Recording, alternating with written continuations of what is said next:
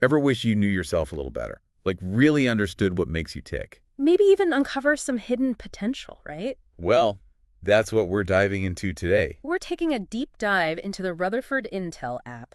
It's designed to help you unlock that self-knowledge. Quickly and efficiently.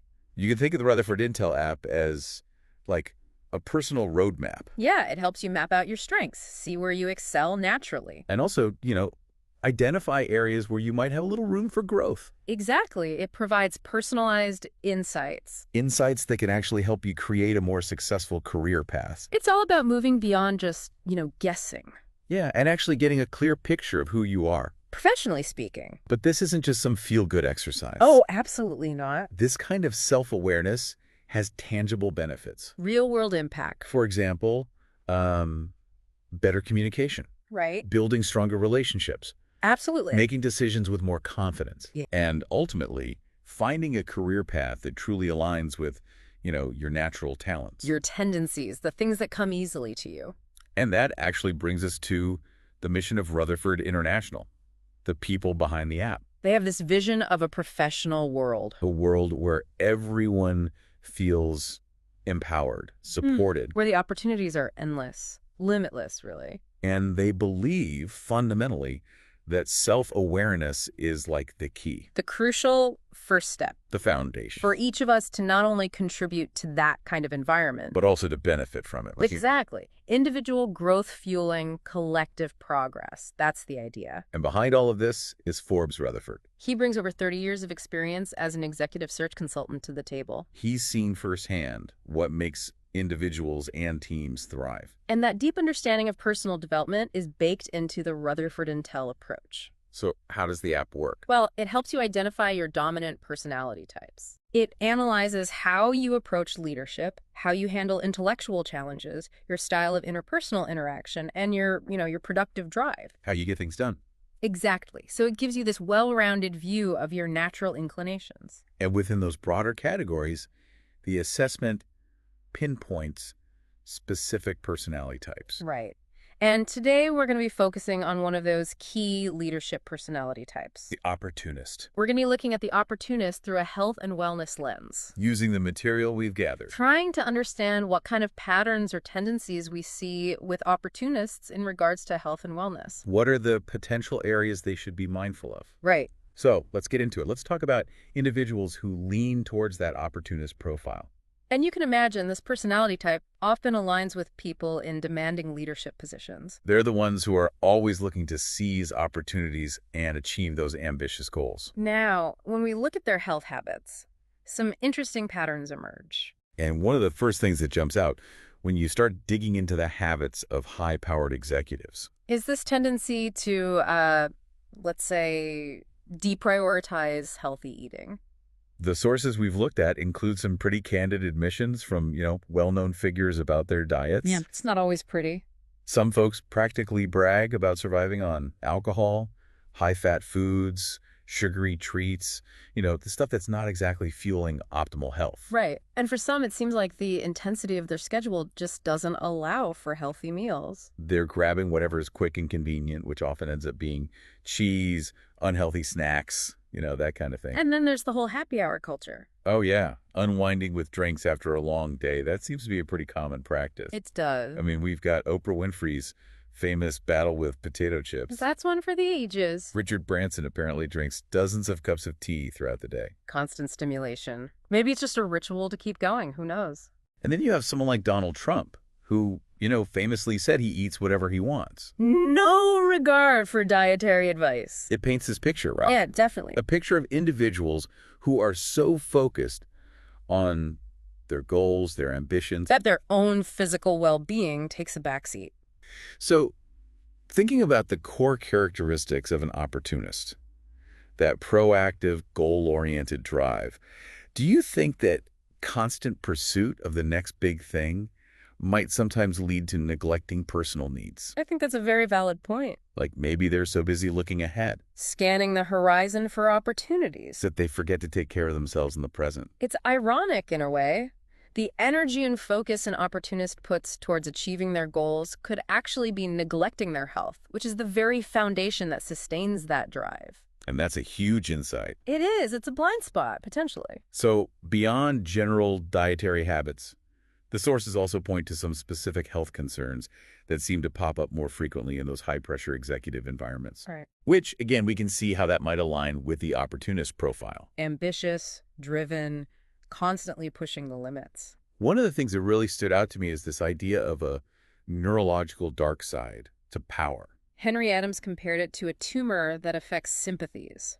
It's a pretty stark image, right? That is. The suggestion is that wielding power, or even the intense drive to acquire it, can actually have these subtle but significant effects on the brain. Affecting how we interact with others. It makes you think, like, could the pursuit and attainment of influence actually impact our ability to empathize? To connect with the feelings of others. And there's research to back that up. Neuroscientist Sukhvinder Obi found that a strong need for power can dampen the neural pathways involved in empathy. Mirroring. Right. So for an opportunist who's always seeking influence, could this be a potential blind spot?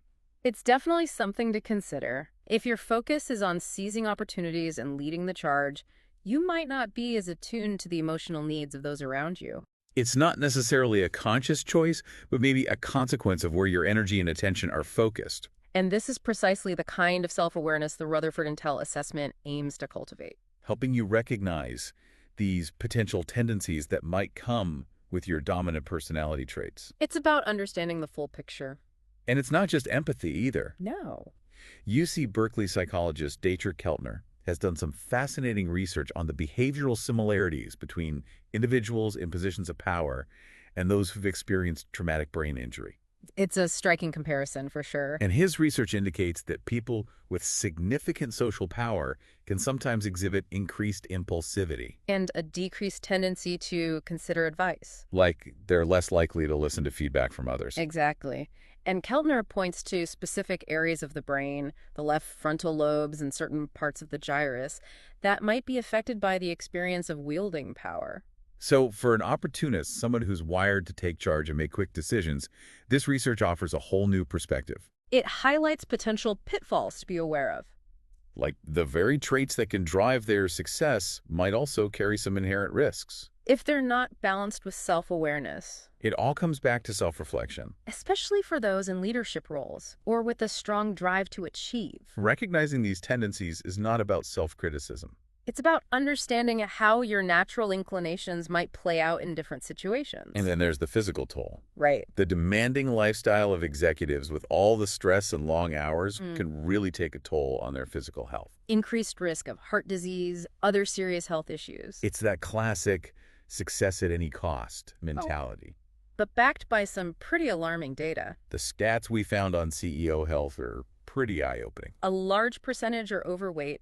A significant number have high blood pressure. We're talking about diabetes, high cholesterol. It really highlights the potential consequences of that high-pressure, opportunity-driven lifestyle. And the physical fitness stats were even more shocking. 70% of CEOs are reportedly in poor physical condition. With many unable to even do a basic push-up or sit-up. Can you believe that? A quarter of them haven't exercised since childhood. It's almost as if physical well-being becomes completely irrelevant in that world. Like, if you're an opportunist who's laser-focused on the next big challenge, maybe making time for exercise just doesn't seem that important. Yeah, I can see how that would happen. When your mind is constantly engaged in strategic thinking, the immediate benefits of physical activity might seem less appealing. But those statistics are a stark reminder that neglecting your physical health can have serious consequences. Long-term consequences. And it's not just diet and exercise, right? No. It's the long hours, the financial pressures, the constant stress, the lack of sleep. All of that comes with the territory in the high-stakes world of opportunity seeking. Absolutely. These chronic stressors can deplete your energy reserves and negatively impact both your physical and mental health. It's a vicious cycle. You push hard to capitalize on opportunities, but in the process, you might actually be undermining your ability to perform effectively in the long run. Exactly. It's unsustainable. One of the studies we looked at found a link between entrepreneurship, which often attracts those driven, opportunist personalities, and the use of sedatives and sleeping pills. Not just by the entrepreneurs themselves. But by their partners, too. That's pretty telling. It really highlights the level of stress and sleep disruption involved in that kind of a lifestyle. It does. So the takeaway here is this. Self-care is not a luxury. especially for those who identify with that driven, opportunity-focused mindset. It's a necessity. You need to prioritize self-care Build resilience. because to sustain that high level of performance, to navigate the inevitable challenges, you need a strong foundation of physical and mental well-being. Absolutely. So, to recap, we started by introducing the RutherfordINTEL app. A tool for self-awareness, It helps you understand your personality type. including the dynamic leadership personality of the opportunist. And we've explored how those who identify with this profile might need to pay extra attention to their health and wellness. Because the demands of that personality, that lifestyle, can sometimes take a toll. So if any of this resonated with you, we strongly encourage you to take the RutherfordINTEL assessment. You can find it at RutherfordINTEL.io. It's a fantastic way to uncover your own unique personality type and gain some valuable self-knowledge. And here's an extra tip. Invite your life partner to take the assessment too. Think about the potential benefits for your relationship. When both partners understand their own personality types, it can really transform communication. You start to understand each other's motivations, behaviors, stress triggers. It can help you build a stronger, more supportive relationship. Absolutely. So here's a final thought to leave you with. Knowing that our personalities can have such a big impact on our health and our relationships. How might a deeper understanding of these dynamics, through something like the RutherfordINTEL assessment, Lead to greater individual well-being, stronger partnerships? a more supportive and fulfilling personal life. It's definitely something to explore for yourself and with those you love. It's an investment worth making. Absolutely. Thanks for joining us on this deep dive. See you next time. Bye for now.